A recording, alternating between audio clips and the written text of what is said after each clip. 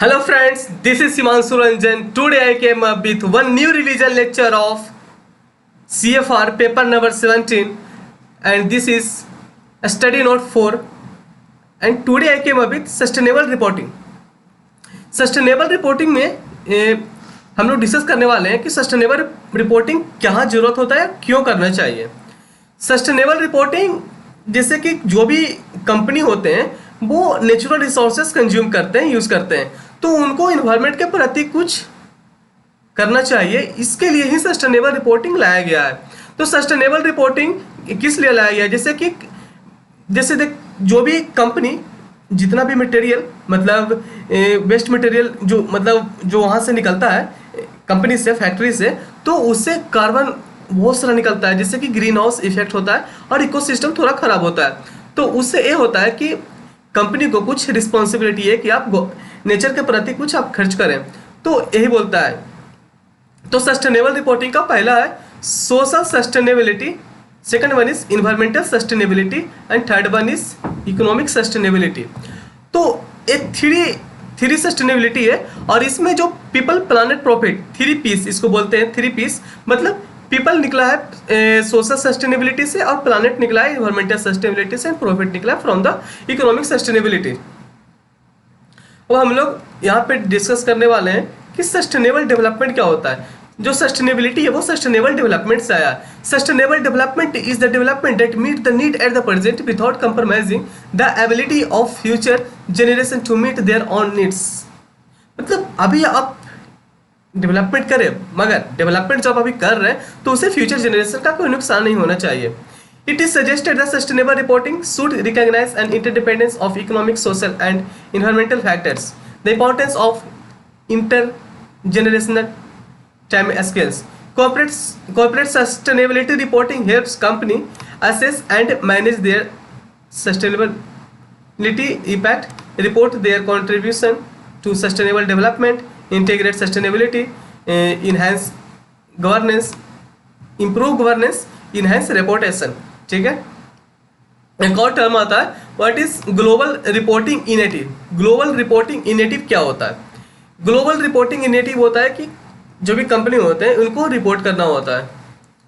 देखिए पढ़ते हैं यहाँ पे, global reporting initiative is considered as best known framework for voluntary reporting. Voluntary reporting किया जाता है of environment, voluntary reporting of environment and social performance by business and other organisation world wide.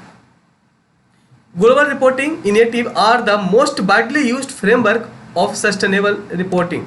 Sustainable reporting जो भी होते हैं उसमें सबसे ज़्यादा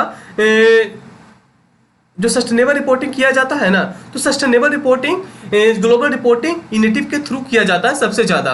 as per GRI means global reporting initiative, materiality is a key principle for reporting materiality to achieve a when a report cover topics when which can be reasonable and consider reporting reflecting the organization economic, environmental and social impact and influencing the decision of stakeholders। अब ये देखते हैं कि क्या benefit है।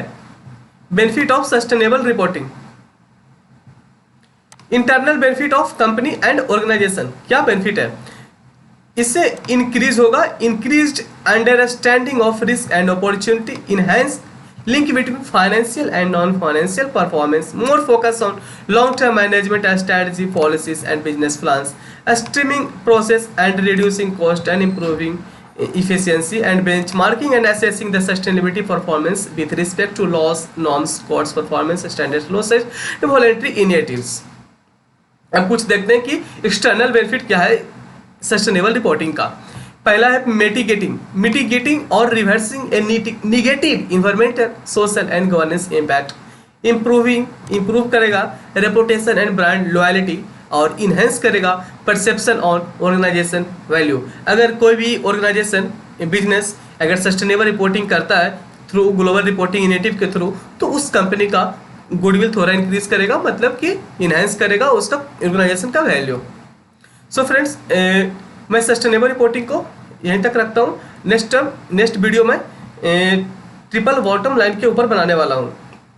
So friends, जितना भी accounts का जो CFR का है पेपर नंबर 17 का, अगर आपको रिवीजन लेक्चर चाहिए तो मेरे चैनल को प्लीज़ सब्सक्राइब करें, जिससे कि मैं टोटल थ्योरी वीडियो में डालने वाला हूँ। ऑलमोस्ट 32 मार्क्स खाली थ्योरी से आता है। अगर आप इंड एज को जोड़ दें तो 48 मार्क्स का थ्योरी आता है। So friends, if you like my lecture then please share with your friends and like my videos, and most important, please subscribe my channel. Thank you.